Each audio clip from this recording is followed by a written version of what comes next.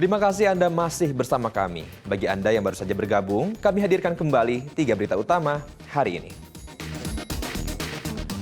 Sopir truk tewas tertimpa longsoran tebing tambang Batu Gamping di Pati.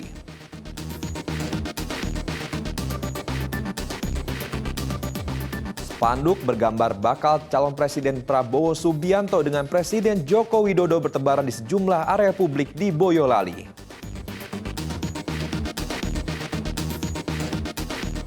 Raup keuntungan hingga belasan juta rupiah, pengepul kulit hewan kurban jadi profesi musiman yang menjanjikan saat Idul Adha.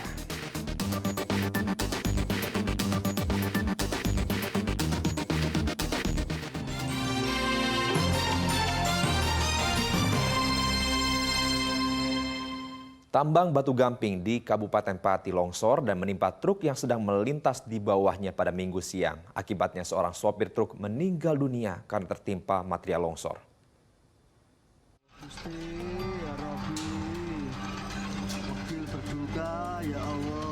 Karena tidak sempat menghindar, sopir truk bernama Sugio asal Grobogan tewas tertimpa longsoran tambang Batu Gamping di Desa Wegil, Kecamatan Sukolilo Pati. Peristiwa terjadi pada Minggu siang saat para sopir truk hendak memuat material batu gamping. Tiba-tiba saja tebing setinggi 25 meter longsor. Nas material longsor jatuh tepat di lokasi yang biasa dilewati truk. Korban yang sedang melintas di bawahnya tidak dapat menyelamatkan diri dan tertimpa material longsor. Truk ingin mengambil batu kabur. Dalam perjalanan melintasi tebing terjadi pergerakan tanah sehingga mengalami longsor dan mengenai kepala truk dan korban terkena bebatuan sehingga meninggal dalam sopir truk. Pasca kejadian, aktivitas penambangan dihentikan untuk sementara. Arif Nur melaporkan dari Pati. Seorang warga ditemukan meninggal di dalam sumur di Dusun Selorejo, Desa Kandang Sapi, Sragen, Minggu sore. Diduga korban tewas karena menghirup gas dari dalam sumur ketika tengah memperbaiki mesin pompa air.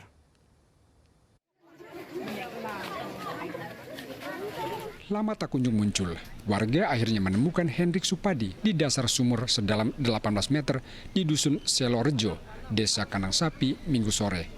Petugas gabungan BPBD, PMI Sragen, dan relawan mengerahkan berbagai peralatan, dari tali hingga tabung oksigen untuk turun mengevakuasi korban. Kondisi sumur yang gelap dan memiliki kandungan racun sempat menjadi kendala bagi petugas, sehingga proses evakuasi butuh waktu sekitar 2 jam.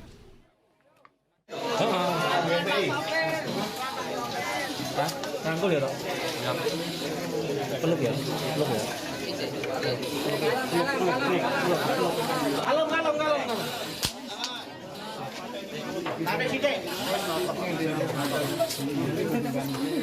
Kalem. Kasih jalan.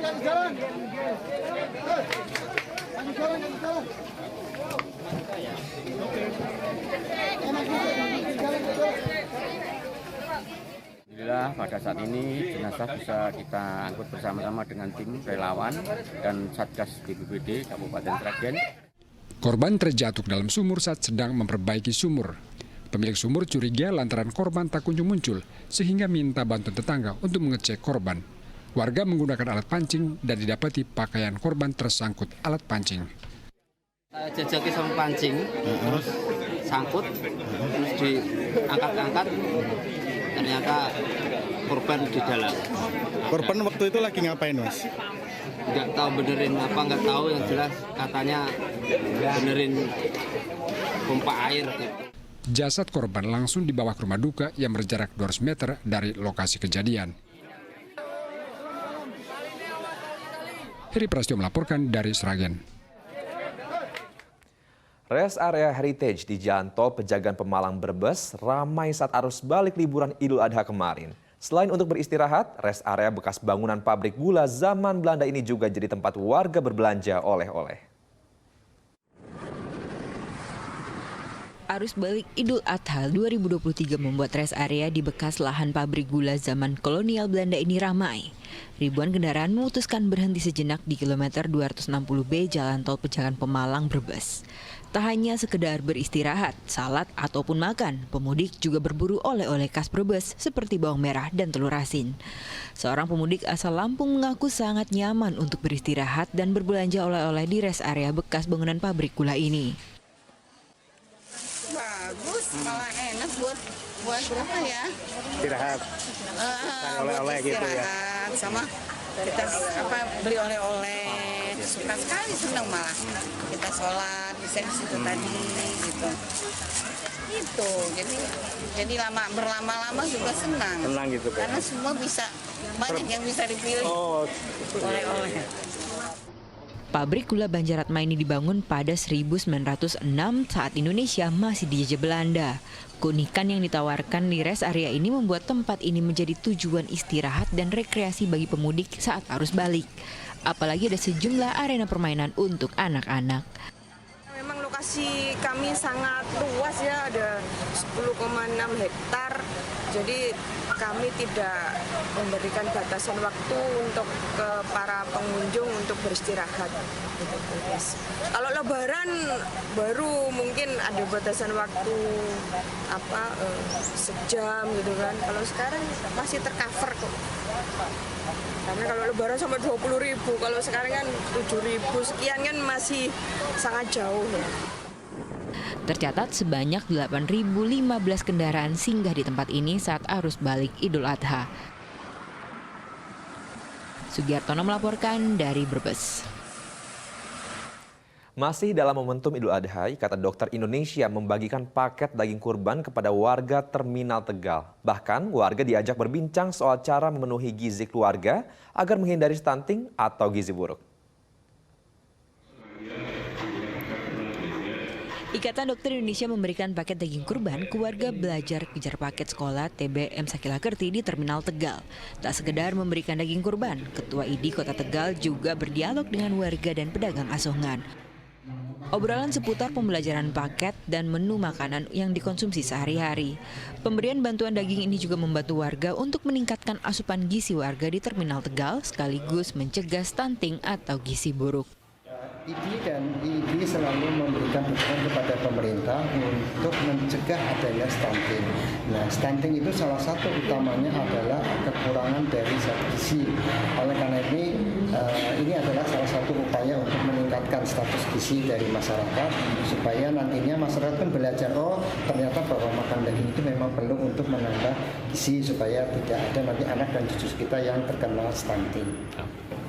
Pemberian ini disambut baik oleh pengelola TBM PKBM Sakilakerti dan peserta kejar paket kelas. Memberikan teman-teman kelas Qur'ani, orang-orang lansia yang belajar Quran, alhamdulillah sudah ada bisa lah ini dapat rezeki itu. Daging sapi, Pak. Daging sapi ya. Iya.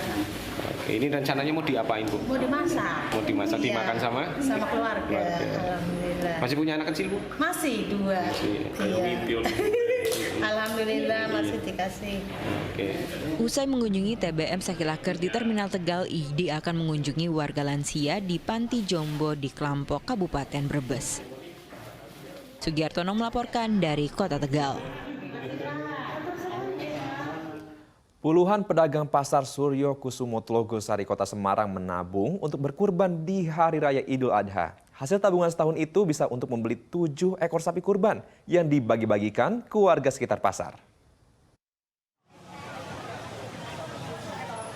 Untuk kali pertama, Persatuan Pedagang Jasa Pasar Suryo Kusumo Tlogosari Semarang menggelar pemotongan kurban di pasar. Ada 7 sapi yang dipotong di pasar. Sapi-sapi ini adalah hasil tabungan puluhan pedagang pasar yang menabung Rp10.000 per hari selama 1 tahun. Pendanaan itu setiap hari kita menabung 10.000, Pak. Nah, gitu, 10.000 tiap hari. Nah, terkumpul terjumlah dari 1 tahun itu kira-kira orang satu itu berjumlah 3.310.000 sehingga 1 sapi jadi dipatung orang 7 seperti itu. Tak disangka penyembelihan hewan membuat pasar ramai dikunjungi. Kegiatan ini membuat para pedagang senang bisa berkurban di Hari Raya Idul Adha. Seluruh daging kurban tak hanya dibagikan ke pedagang pasar, tetapi juga kepada warga di sekitar pasar. Ali Muftagirin melaporkan dari Kota Semarang. Perayaan Idul Adha membuat seorang warga Demak beralih profesi musiman. Purnomo menjadi pengepul kulit hewan kurban yang akan diekspor. Omset yang didapat pun bisa mencapai 15 juta rupiah. Setiap Idul Adha tiba, warga Demak ini ganti profesi. Purnomo yang sehari-harinya sebagai pengusaha toko kelontong jadi pengepul kulit hewan kurban dadakan.